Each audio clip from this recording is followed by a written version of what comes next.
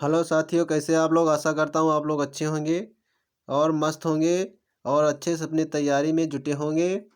जैसा कि आपको पॉलिटी के कुछ इम्पोर्टेंट टॉपिक को कराया जा रहा है, तो आज उसी के आगे कुछ टॉपिकों को देखते हैं जो कि बहुत ही इम्पोर्टेंट है। और ये जो आज का टॉपिक है वो बहुत ही महत्वपूर्ण है। यहाँ से क्वेश्चन हर पेपरों में बनते हैं, चाहे जो पेपर हो। जैसा कि आपको देसी रियासत का भारत में विलय, ये यहाँ से भी पूछा जाता है। और उसके बाद जो है आगे जो है आपका जो है संघ एवं राज्य क्षेत्र से भी पूछा जाता है। और जो है आपका भारतीय संविधान भाग और अनुच्छेद जो है, कौन से भाग में कौन सा अनुच्छेद है, ये पूछा है। बहुत ही इंपॉर्टेंट है आज का सेशन जो है, बहुत ही इंपॉर्टेंट है। यहाँ से बार बार क्वेश्चन पूछे जाते हैं। तो चलिए आज इसको देखते हैं कि इसमें क्या क्या है। तो सबसे पहले देखेंगे 6 नंबर है, जो कि इसके पहले आपको बताया गया है। तो आप देखेंगे देसी रियासतों का भारत में विलय कैसे हुआ। तो रियासत को भारत में सम्मिलित करने के लिए सरदार वल्लभ भाई पटेल के नेतृत्व में रियासती मंत्रालय बनाया गया। जैसा कि आप लोग जानते भी हैं कि रियासतों को मिलाने में सबसे बड़ा योगदान सरदार वल्लभ भाई पटेल जी का है। तो वही लिखा गया है कि रियासतों को भारत में सम्मिलित करने के लिए सरदार वल्लभ भाई पटेल के नेतृत्व में रियासत मंत्रालय बनाया गया। जूनागढ़ रियासत को जमानत संग्रह के आधार पर और हैदराबाद रियासत को पुलिस कार्रवाई के माध्यम से जम्मू कश्मीर रियासत के विलय पत्र पर हस्ताक्षर के द्वारा भारत में मिलाया गया है। जो 3 ये रियासतें थी, ये भारत में नहीं मिलना चाहती थी, जैसा कि आप लोगों को याद भी होगा। तो इन रियासतों को भारत में विलय करने के लिए सरदार वल्लभ भाई पटेल का बहुत बड़ा योगदान है। तो जैसा कि जूनागढ़ को किस प्रकार से, जूनागढ़ रियासत को जमानत संग्रह के आधार पर और हैदराबाद की रियासत को पुलिस कार्रवाई के माध्यम से और जम्मू कश्मीर की रियासत को विलय पत्र पर हस्ताक्षर के द्वारा भारत में मिलाया गया। नोट देख लेंगे कि देशी रियासतों को भारतीय संघ का अंग बनाने में सरदार वल्लभ भाई पटेल एवं बीपी मेनन ने सबसे महत्वपूर्ण भूमिका अदा की है। क्योंकि कई बार क्वेश्चन पूछा जाता है कि रियासतों को मिलाने में किसका किसका योगदान बहुत महत्वपूर्ण होता है या रहता है। तो आप जानेंगे कि सरदार वल्लभ भाई पटेल और बीपी मेनन, ये 2 लोग ऐसे हैं जो रियासतों को मिलाने में सबसे बड़ा इन लोगों का योगदान है। उसके बाद ये इम्पोर्टेंट है कि आपका संघ और उसका राज्य क्षेत्र किस प्रकार से है।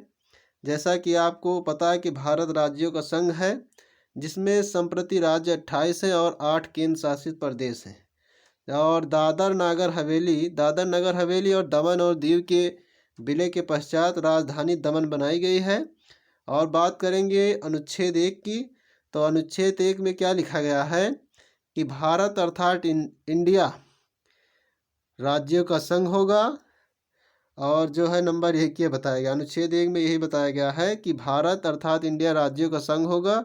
नंबर 2, राज्य और उनके राज्य क्षेत्र वे होंगे जो पहली अनुसूची में बेनिर्दिष्ट हैं। और उसके बाद जो तीसरा होगा वो भारत के राज्य क्षेत्र में अर्जित किए गए अन्य राज्य क्षेत्र समाविष्ट होंगे, ये 2 नंबर में है। उसके बाद भाग 2 की बात की जाएगी। अनुच्छेद 2 की बात की जाए तो भारत की संसद को विधि द्वारा ऐसे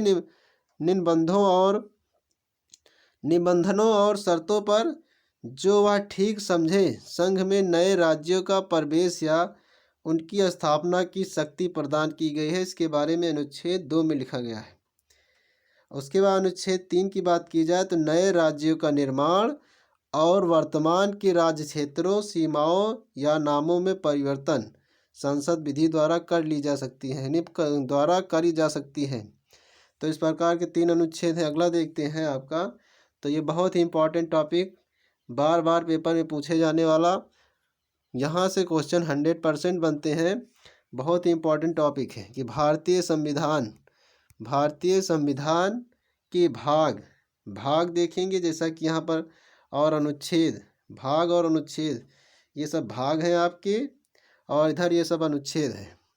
अगर कई बार पूछा जाता है संघ एवं उसका राज्य क्षेत्र अनुच्छेद कौन से अनुच्छेद में है, तो अनुच्छेद 1 से 4 में बात की जाए तो संघ एवं राज्य क्षेत्र है। अगर आप अनुच्छेद जो है आगे देखेंगे भाग दो में नागरिकता आता है और नागरिकता 5 से 11, नागरिकता क्या है 5 से 11 अनुच्छेद में है और उस राज्य संघ एवं उसका राज्य क्षेत्र 1 से 4 में है। इसको आपको याद करने की आवश्यकता है। भाग 3 जो है वो भाग 3 मौलिक अधिकार, बहुत बार क्वेश्चन पूछा गया है कि मौलिक अधिकार कौन से भाग में है या कौन से अनुच्छेद में आता है, तो मौलिक अधिकार 12 से 35 अनुच्छेद में आता है। चौथा है 4 भाग नीति निर्देशक तत्व, नीति निर्देशक तत्व क्या है 36 से 51 अनुच्छेद में आता है। ये बहुत पूछा जाता है और ये कहाँ से लिया गया ये भी पूछा जाता है। तो ये नीति निर्देशक तत्व जो है DPSP बोलते हैं इसको, ये जो है आयरलैंड से लिया गया है। कई बार क्वेश्चन ये भी पूछा गया है कि भाग 4 का में कौन सा कर्तव्य है, तो मूल कर्तव्य है, और कौन से अनुच्छेद में है, तो 51 अनुच्छेद का, मतलब 51 का में जो है मूल कर्तव्य दिए गए हैं। उसके बाद बात की जाती है कि 5 भाग में क्या है, भाग 5 में संघ है और उसका अनुच्छेद क्या है 52 से 151 है। उसके बाद अगर बात की जाए तो राज्य कौन से भाग में है, भाग 6 में है और अनुच्छेद की बात की जाए तो 152 से 237, 152 से 237 में अनुच्छेद में जो है राज्य है। भाग 7 की बात की जाए तो पहली अनुसूची के भाग खा के राज्य, ये कौन से अनुच्छेद में 238 में निर्सित है, 238 में क्या है निर्सित है, भाग 7 है। फिर बात की जाए भाग 8 में संघ राज्य क्षेत्र कौन से अनुच्छेद में है, 239 से 242 में क्या है संघ राज्य क्षेत्र। बहुत बार पूछा जाने वाला 9 नंबर पंचायतें, बार बार पूछा जाता है कि पंचायतें कौन से भाग में आती है, तो भाग 9 में आते हैं। कौन से अनुच्छेद में आते हैं, तो पंचायत जो है, जो पंचायत है वो 243 से 243 का से अणा तक आता है, 243 का से अणा तक जो है पंचायतें, 100% पूछा जाने वाला क्वेश्चन है। फिर पूछा जाता है भाग यानी 9 का में नगर पालिकाएँ आती है और अनुच्छेद इसका है 243 ता से 243 याछा तक।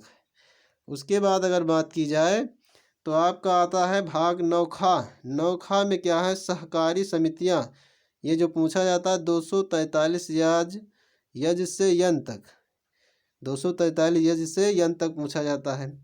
तो पंचायतें बहुत इंपॉर्टेंट है आपका, नगर पालिका भी इम्पोर्टेंट है, राज्य है, संघ है, मूल कर्तव्य, नीति निर्देशक तत्व है, मौलिक अधिकार, ये सब पूछे जाने वाले 100% यहाँ से क्वेश्चन बनना है। 1 से 2 क्वेश्चन हर पेपरों में बनता है। आगे देखेंगे इस प्रकार से।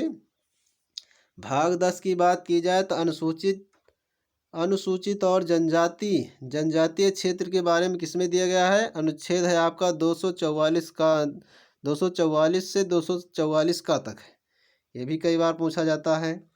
भाग 11 की बात की जाए संघ राज्यों के बीच संबंध कौन से अनुच्छेद में है, तो अनुच्छेद है 245 से 263। आगे बात की जाए कि भाग 12 वित्त संपत्ति संविदाएं और वाद 264 से 300 का तक है, बहुत पूछा जाता है।